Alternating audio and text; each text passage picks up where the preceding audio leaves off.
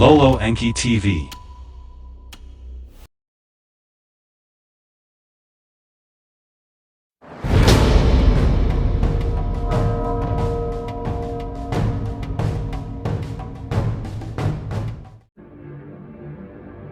The second tablet opens with a poetic description of space and the planet Nibiru, as seen through Alalu's eyes.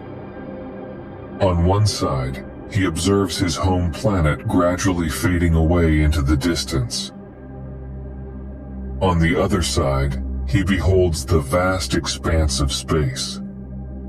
While venturing deeper into space, he comes across celestial bodies named after his ancestors: Pluto, Neptune, Uranus, Saturn, and Jupiter. Each of these heavenly bodies presents a distinct and captivating spectacle. While editing the video for this tablet, I searched for 4K definition videos and images that could be breathtaking. The idea here was not only to showcase Alalu's journey, but also to provoke reflection on the universe and creation. These images are featured at the beginning of the second tablet. My intention was to enable, through an engaging narrative and atmospheric ambient music, inspired by the Lost Book of Enki, a reflection that goes beyond the written words in my script. The idea was to bring forth the reflection. If the Anunnaki are involved in human creation, the entirety of the universe and the planets that Alalu is traveling through were not created by them. Or it could be. I want to talk more about this throughout this video. And, well, I'm not here just to clarify things, but also to make you think and reflect.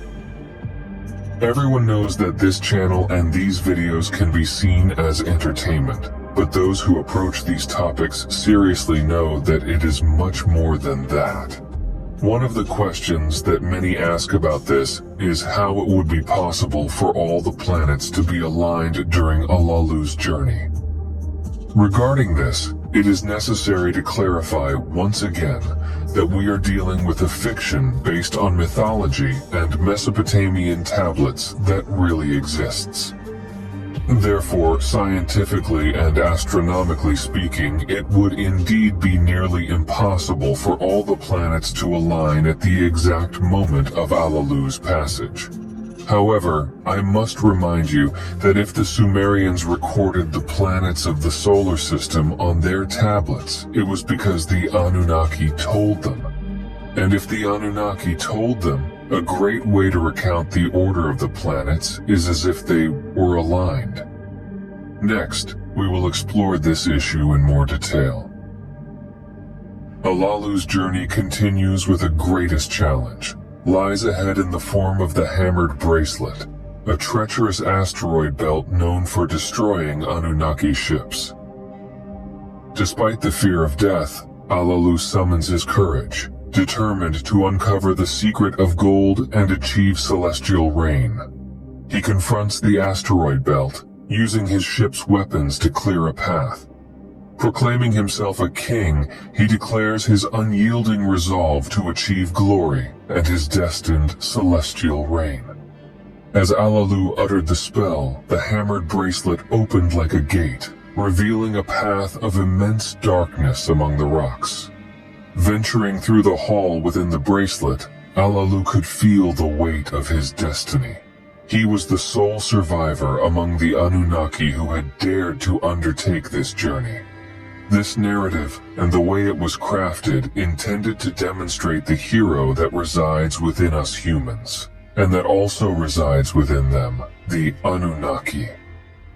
As I often state and reaffirm in various videos, I believe that life should be observed from an archetypal and symbolic perspective. Thus, art has the ability to communicate with the unconscious and uphold symbolism in our lives. Therefore, the symbol of the narrative of a hero breaking through outer space in search of the salvation of their home planet must be strong and properly represented. The hammered bracelet is nothing more than the asteroid belt that exists between Mars and Jupiter. Crossing the hammered bracelet should be a heroic act. Many people who watched commented that this was poorly done because any spacecraft could easily bypass the asteroid belt without the need to go through it. And in this case, I must remind you that we are dealing with a fiction based on myths and Mesopotamian tablets that actually exist. Well, I know that I had already said that, and that's not exactly what I meant. What I meant is that ancient civilizations greatly valued heroic deeds. The ancient world appreciated the works of Hercules and other engaging narratives, so it's part of this kind of narrative, this story. In this sense, the specific and intricate details of the events in the story matter little. But what is more important than that are two aspects. The first is the narrative itself and what it awakens within us. The second is the incredible facts recorded in the tablets that can be read in museums and other reliable sources on the internet. With determination, Alalu swiftly crossed the sixth planet, called Mars, due to its reddish-brown appearance. His path now led him towards the sun, and suddenly he beheld the new world. The planet was divided into three distinct regions, snow-covered white at the poles, with blue and brown in between. That was the legendary Key, the seventh planet that we now call Earth. I have to admit, in the last 10 years, I have read many books and numerous original tablets on the internet. I must confess that I couldn't find the narrative of Alalu's escape and his journey through the planets and his arrival on Earth. Well, perhaps I haven't looked in the appropriate places. Another possibility is that maybe these texts are not available on the internet. And, well, you know why, don't you? Throughout the history and narrative surrounding the Anunnaki, just as we acknowledge a part of fiction, it is also necessary to admit a significant degree of skepticism regarding the information that is hidden or difficult to access. We know that not all tablets are available for our reading and at our disposal on the internet. Additionally, books on this subject are scarce and poorly publicized. We know that this information could potentially undermine practically all religions worldwide, so we need to admit it. Some things may not have happened exactly in this way. Yes, they may not be exactly so. But there are other things that may be hidden, and we know why. Some will say that this is just conspiracy. There's no problem in that regard. Those who study the subject in depth know that there are enough reasons to keep this subject hidden from the general public.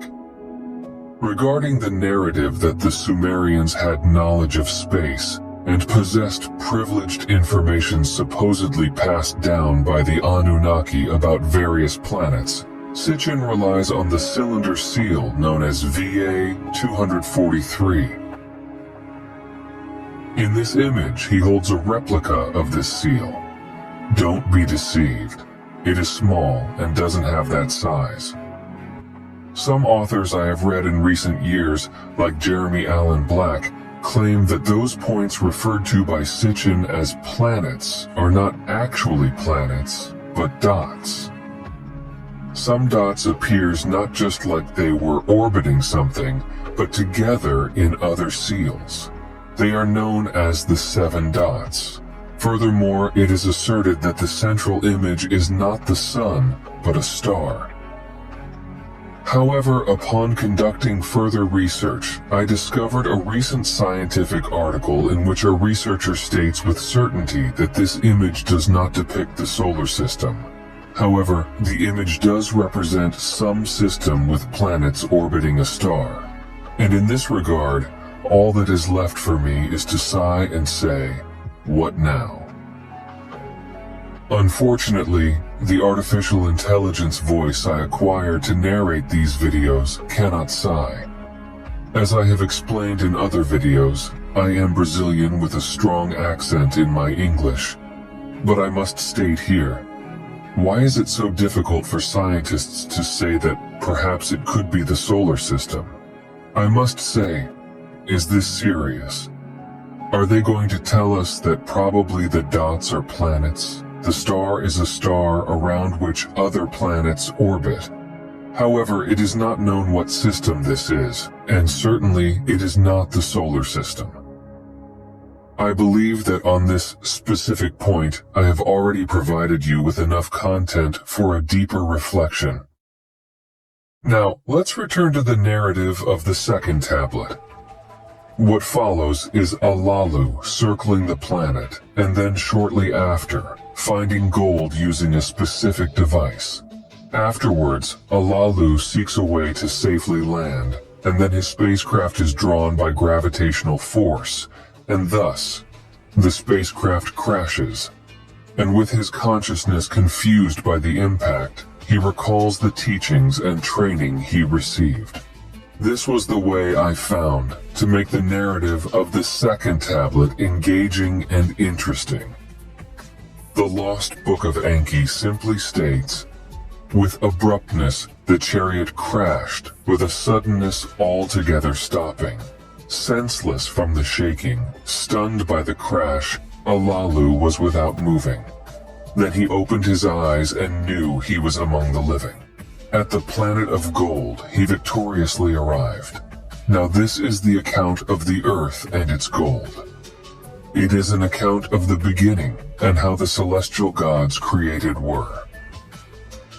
Firstly, I clarify that whenever the term chariot appears, I replaced it with the words ship, spaceship, or starship.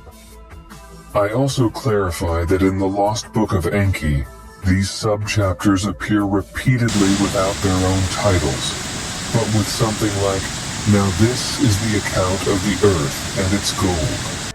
And in these cases, I always try to find an alternative to make the narrative interesting, as indeed in the movies and series we are accustomed to. And then, the narrative of the secret from the beginning emerges. There is no doubt that this secret and the entire narrative surrounding these two parts, the secret from the beginning and the celestial battle, comes from a mythological text known as the Seven Tablets of Creation, or the Enuma Elish. The term Enuma Elish means when on high. The myth tells the story of the great god Marduk's victory over the forces of chaos and his establishment of order at the creation of the world. And this is the moment when you will ask me, Marduk, the son of Enki and Damkina, how can he be involved in this myth, in a creation myth? Well, to explain this, it's necessary to momentarily set aside all the previous and subsequent explanations and provide you with some important clarifications. I could divide the Anunnaki subject, or the Anunnaki topic, into 4 aspects. The first one involves the reading of the original Mesopotamian tablets and the implications derived from them. It considers studies and analysis of historical documents as well as comparisons with other archaeological findings. I could refer to this as Anunnaki science from an academic and scientific perspective. The second aspect arises from the comparison and scientific analysis, surpassing the boundaries of science and entering the realm of theology. In this sense, we use the tablets and their translations to make correlations with other knowledge, such as other mythologies and modern scientific knowledge. We could call this Anunnaki studies. The third aspect stems from the second one, with Zecharia Sitchin being its greatest exponent. We combine what we have been able to discover from the tablets, compare it with other world mythologies and theologies, and come to understand that these beings called Anunnaki are flesh and blood creatures that existed on Earth in our distant past. Thus, we arrive at Zecharia Sitchin's theory. We could give it titles such as Anunnaki Ancient Aliens, Anunnaki Ancient Astronauts, or simply Zecharia Sitchin's theory. The fourth aspect is where the subject expands and becomes more complex. Building upon Sitchin's theory and merging it with spiritualist philosophies, Gnostic traditions, New Age philosophy, theosophy, Neoplatonism, magic, and others, we would have what I could refer to as Anunnaki religion. Here, all theological manifestations and interpretations regarding the consequences of considering the Anunnaki as flesh and blood beings who were present in the past would converge. By approaching the topic in this manner, we can comprehend the immense complexity surrounding the Anunnaki subject and all that it entails. For this reason, for example, I invite you to be a debunker of the debunkers.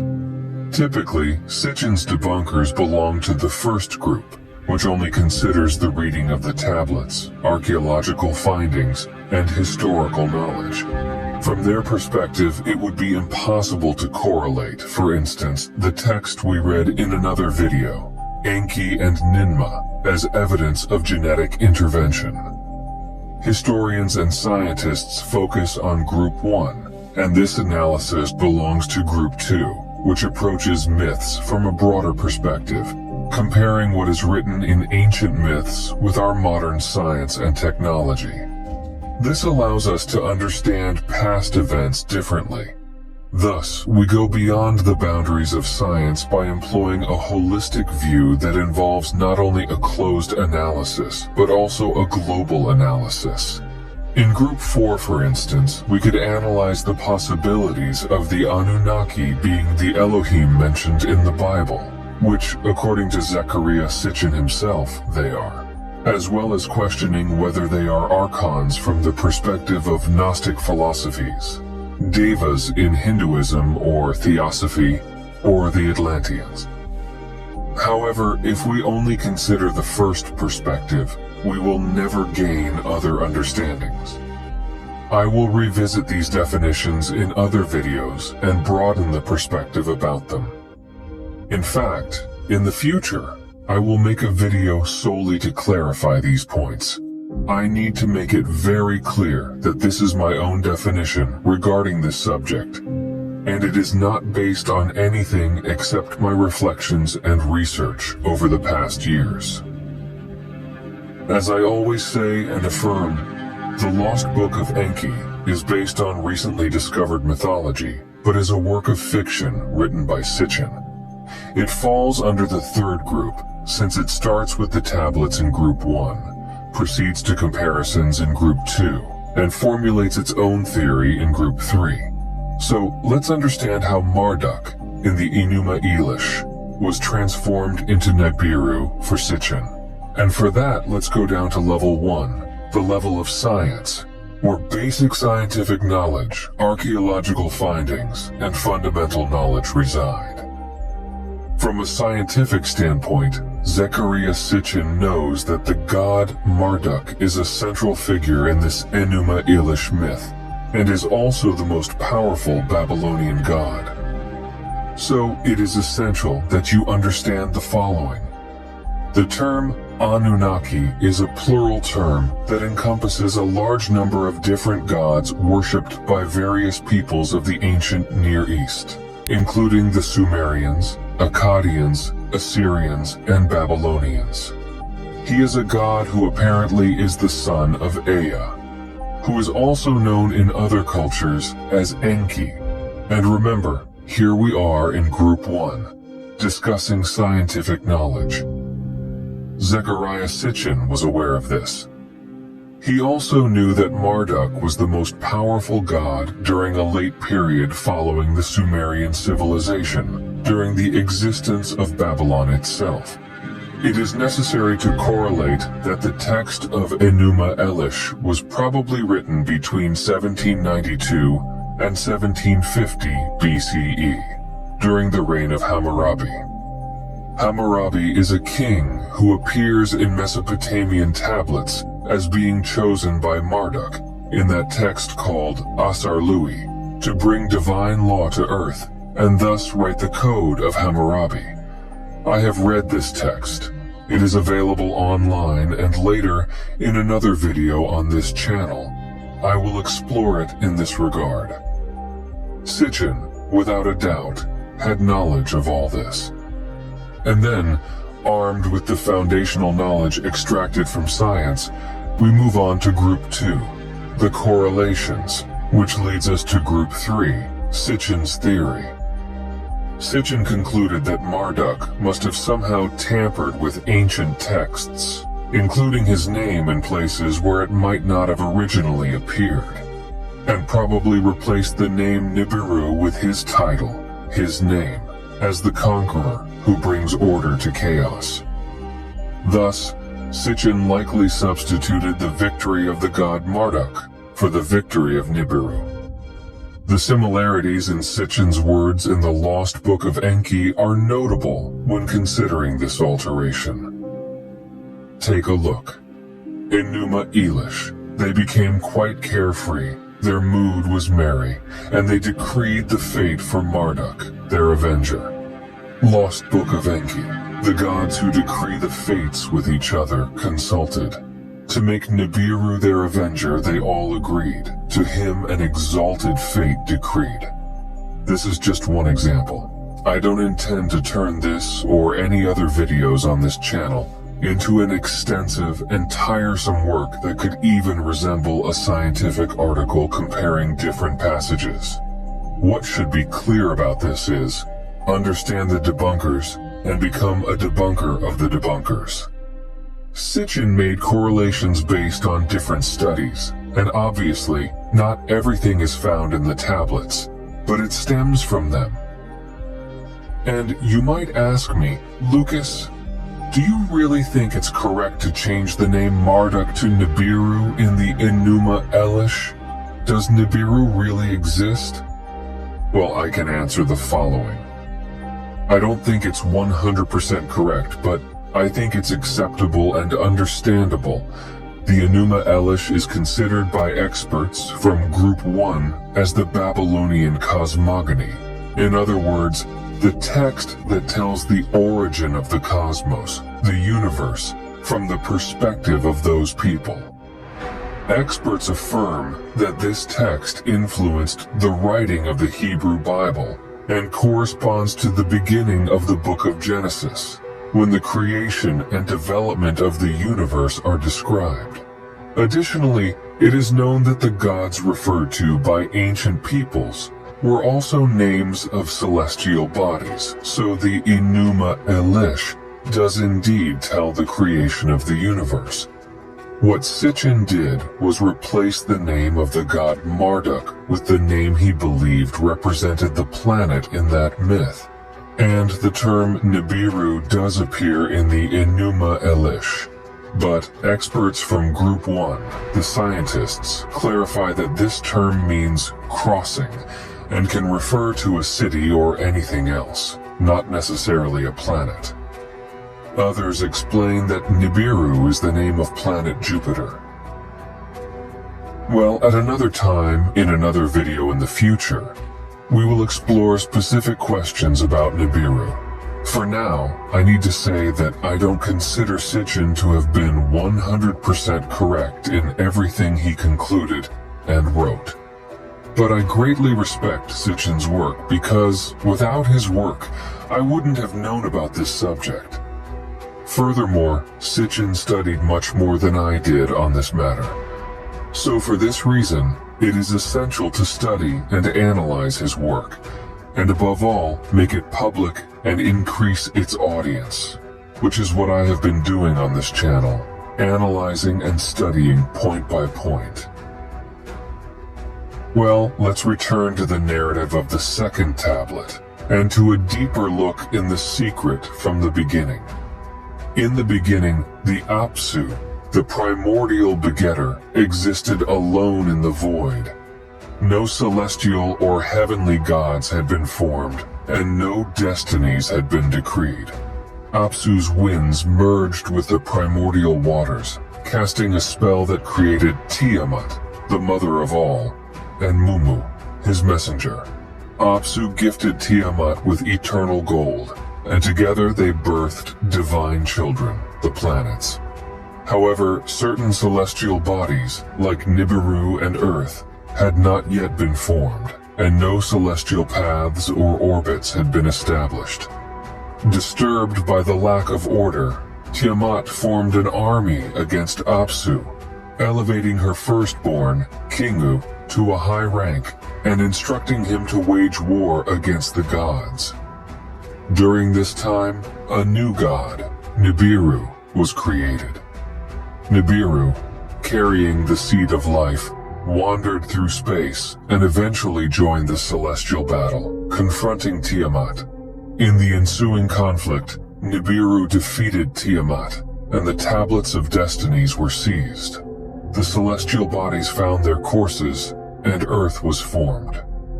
Nibiru was exalted and given the role of maintaining the crossing of heaven and earth. The text of the secret from the beginning concludes with the confirmation of the discovery of gold on the hammered bracelet, hinting at gold on ancient Tiamat. The text relates that Alalu ventures out of his ship, exploring the terrain which includes a swamp and a hill with fruit-bearing trees. He discovers that the water in a pond is drinkable and the fruits are edible, but he also encounters a strange, crawling creature that he kills. In the next day, Alalu finally finds the gold and he sends a message back to Nibiru, declaring himself the king and the savior of Nibiru due to his discovery of gold. The text of the second tablet is concluded in this way. However, I need to shed light on a profound reflection regarding the secret from the beginning and the celestial battle. We briefly observed this point in a previous video, specifically analyzing the Apsu, but I want to delve deeper into it in this video. We will also revisit something similar when we analyze the first tablet of the Enuma Elish in the future. The difference is that in a future video, we will start from the Enuma Elish, the original Mesopotamian text. In this video, we will start from the Lost Book of Enki.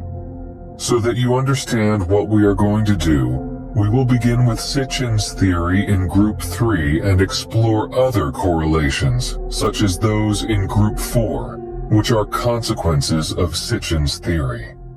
In the Lost Book of Enki, we read that, "In the beginning, when in the above the gods in the heavens had not been called into being, and in the below, Ki, the fin ground, had not yet been named. Alone in the void, there existed Apsu, their primordial begetter. In the heights of the above, the celestial gods had not yet been created. In the waters of the below, the celestial gods had not yet appeared. Above and below, the gods had not yet been fond. Destinies were not yet decreed. No reed had yet been fond. No marshland had appeared. Alone did Apsu reign in the void." We can easily conclude that this is, for all intents and purposes, the void, the nothingness, the beginning, numerically, the zero, the time before time. And here lies one of the greatest philosophical mysteries. It is the time before time. There existed the Apsu. If we compare it to the Big Bang Theory, we identify the Apsu as the point of all concentrated matter. Here, in comparison to the Bible, it is before the Word, before the Logos, before order, and therefore before the cosmos. Thus follows the Lost Book of Enki. Then by his winds, the primordial waters were mingled. a divine and artful spell Apsu upon the waters cast. On the void's deep he poured a sound sleep. Tiamat, the mother of all, as a spouse for himself he fashioned. A celestial mother, a watery beauty she was indeed. Here we find the zero unfolding. Some philosophies develop from the idea that the Father, the primordial God, in the quest for self-knowledge, needs to divide itself. And in this sense, the development of consciousness presupposes contrast, division, and division itself. Just consider that in a completely dark room we cannot see, but a small source of light or a twilight zone is enough to perceive a difference where there is little light and where light actually exists. If we are in a completely bright or completely dark environment, we cannot perceive any difference. Total consciousness eliminates unconsciousness. Total unconsciousness eliminates consciousness. In order for something to be known, there needs to be a difference, a contrast, a point of differentiation. So the whole, through its winds, mixes its waters. The winds here can represent the spirit, the breath of life that appears, even in the Bible. The waters represent the fundamental substance of matter, the arche, the primordial point that is present in everything. This idea can be observed in Thales of Miletus. Thales embarked on a quest for the origin of the universe, seeking to determine the generative element, which he called arche, of all nature, a concept referred to by the ancient Greeks as physis. According to Thales, water was this generative element of everything. The philosopher arrived at this theory by observing that all forms of life contained some level of water in their bodies, that the air held moisture, which led him to speculate that even minerals were composed of small, imperceptible amounts of water. By observing the Mesopotamian tablets, we can see that perhaps the idea of Thales, as recorded by Aristotle, is much older than our vain philosophy literally supposes. What we are about to observe now may be too abstract and advanced for those who are not familiar with any aspects of occult philosophies and sciences, or have never heard of philosophies such as Hermeticism, for example. But what follows from what we have read is as follows.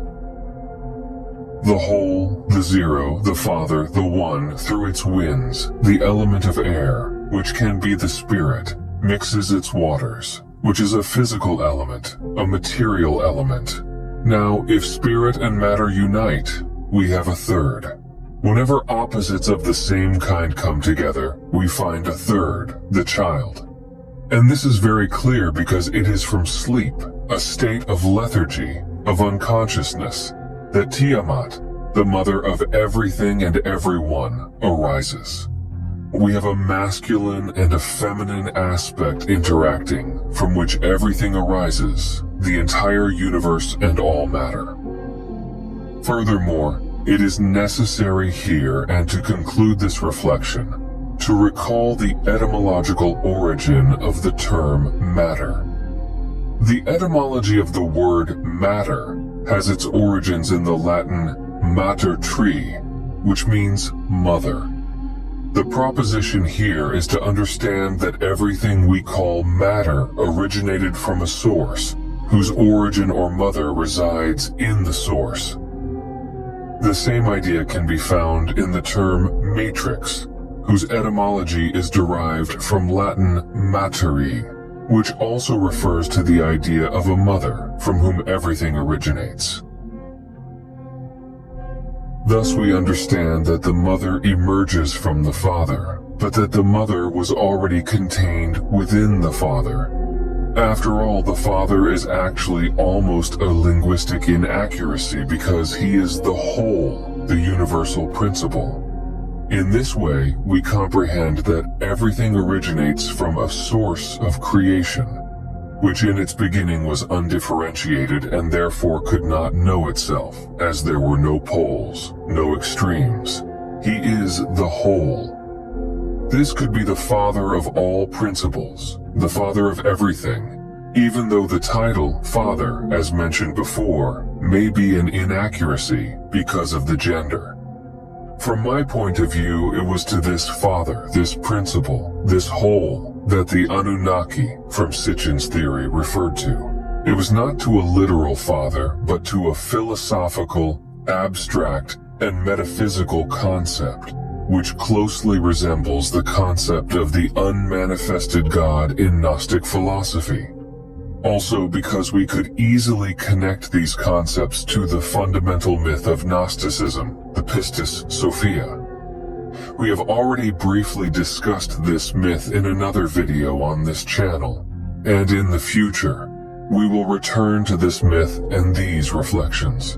For now, let's focus our thinking on another point that deserves special attention. The scientists from Group 1 offer us an interesting perspective, which I'm sure will lead you to new reflections, and will surely also plant the seed of doubt, which, from my point of view, is extremely positive. So that we can reach this state of reflection, let's get to the concept, even before any presentation or reflection on this matter. Babylonian mythology was local in origin. Each of the gods had a particular city which was the special seat of his worship, and it is probable that the idea of weaving the gods into a system in which each should have his part to play did not arise until after the Semitic occupation of the country.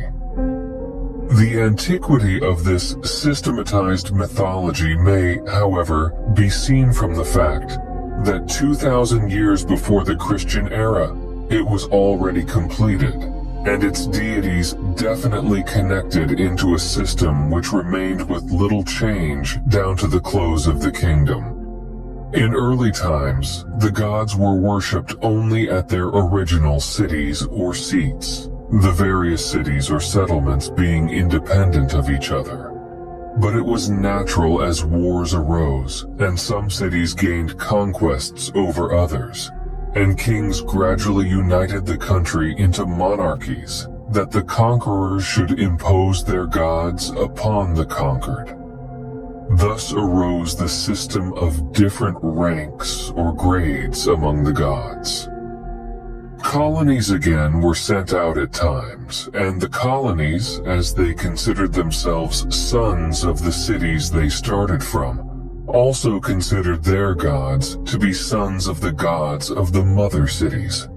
Political changes in early times led to the rise and fall of various towns, and consequently of their deities, and gave rise to numerous myths relating to the different personages in the mythology.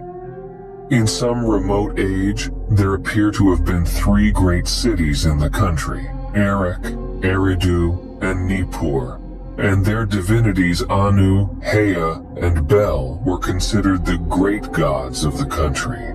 Subsequent changes led to the decline of these states, but their deities still retained their position to the end of the Babylonian system. Next, we have the list of the 12 great gods of the Babylonian pantheon. After that, the text continues. Below these deities, there was a large body of gods forming the bulk of the pantheon, and below these were arranged the Igigi, or 300 angels of heaven, and the Anunnaki, or 600 angels of earth. Below these again came various classes of spirits or genii called Sedu, Vaduku, Ekimu, Galu, and others. Some of these were evil, some good. The relationship of the various principal gods and their names, titles, and offices will appear from the following remarks. At the head of the Babylonian mythology stands a deity who is sometimes identified with the heavens, sometimes considered as the ruler and god of heaven. This deity is named Anu. His sign is the simple star, the symbol of divinity, and at other times the Maltese cross. In the philosophic theology of a later age, Anu represents abstract divinity, and he appears as an original principle, perhaps as the original principle of nature. He represents the universe as the upper and lower regions, and when these were divided, the upper region or heaven was called Anu, while the lower region or earth was called Anatu. Anatu being the female principle or wife of Anu. Anu is termed the old god and the god of the whole of heaven and earth. One of the manifestations of Anu was under the two forms Lakmu and Lakhamu, which probably correspond to the Greek forms Dache and Dakus. These forms are said to have sprung out of the original chaos, and they are followed by the two forms Sar and Kisar, the Kisare and Asaurus of the Greeks. Sar means the upper hosts or expanse, Kisar the lower hosts or expanse. These are also forms or manifestations of Anu and his wife. Anu is further called Lord of the Old City and bears the name of Alalu. His titles generally indicate height, antiquity, purity, divinity, and he may be taken as the general type of divinity. Anu was originally worshipped at the city of Erech, which was called the city of Anu and Anatu, and the great temple there was called the House of Anu, or the House of Heaven. Anatu, the wife or consort of Anu, is generally only a female form of Anu, but is sometimes contrasted with him. Thus, when Anu represents height and heaven, Anatu represents depth and earth. She is also the Lady of Darkness, the mother of the god Hea, the mother of heaven and earth, the female fish god, and is often identified with Istar or Venus. Anatu, however, had no existence in Akkadian mythology. She is the product of the imagination of the Semites, whose grammar drew a distinction between the masculine and feminine genders. Regarding this text, let me clarify a few points. Firstly, let's clarify its author. His name is George Smith, and we've talked about him here on the channel before. He was one of the first men to translate some of the Mesopotamian tablets and the first to examine the flood text, not through the lens of the Hebrew Bible, but through the perspective of the Mesopotamian tablets, unveiling the Anunnaki plot about the flood. George Adam Smith, a man under 40 years of age and the author of this book, The Chaldean Account of Genesis, mysteriously died of dysentery shortly after writing this book and before he could delve deeper into this topic. Following this first clarification, I need to delve into a few points. Notice that George Smith refers to Anatu as Ea's mother, right? And Sitchin explains the dispute between Enki and Enlil as being Enlil is the son of Anu with Antu, the queen, and Enki is the firstborn of Anu, but with a concubine named Ninul. To what extent can we understand this dispute between Enki and Enlil, as presented by Sitchin? Honestly, I don't know how to answer. As I said to you, we're observing Level 1, the base, Group 1, the scientific knowledge. Sitchin's theory would be at Level 3, after reading many tablets and resulting from comparisons and conclusions. After all, George Smith states that Anatu is not mentioned in Akkadian mythology, and therefore does not exist. What can we understand from this? I leave this point for you to reflect on. I'm not in the position to impose truths on this channel. I only want to share knowledge so that you can define your own beliefs and definitions. And in fact, here's a note for deep reflection when the exaggerated and radical statements proclaim a dispute between Enki and Enlil to the ends of history, beneath the political varnish, as if they were manipulating everything. Is it true? Perhaps we all need to think about it. Finally, let's consider the most important reflection of all. Did you notice how amazing it is that the name of An or Anu encompasses the all? How Anu means the all, the father and the mother at the same time. I wonder if the greatest mystery isn't found here at this point. And I'll tell you why. Today, in monotheistic beliefs, we understand that there is an entity that is everything. In fact, Yahweh, who proclaims himself the only God, says, "I am what I am." And before this, in human history, we have a universal cosmic principle that originates everything. And this principle seems to me to be part of Anu, which Yahweh supposedly usurped for himself. Honestly, I love these subjects. I love to think, reflect, and research about this, and I feel immense satisfaction in being able to share this knowledge, reflections, and content with you. In future videos, we will return to these subjects. I thank you for watching this video up to this point. I hope that all the analyses we have done have been beneficial. I hope to meet you in the analyses of the third tablet and in other videos here on the channel.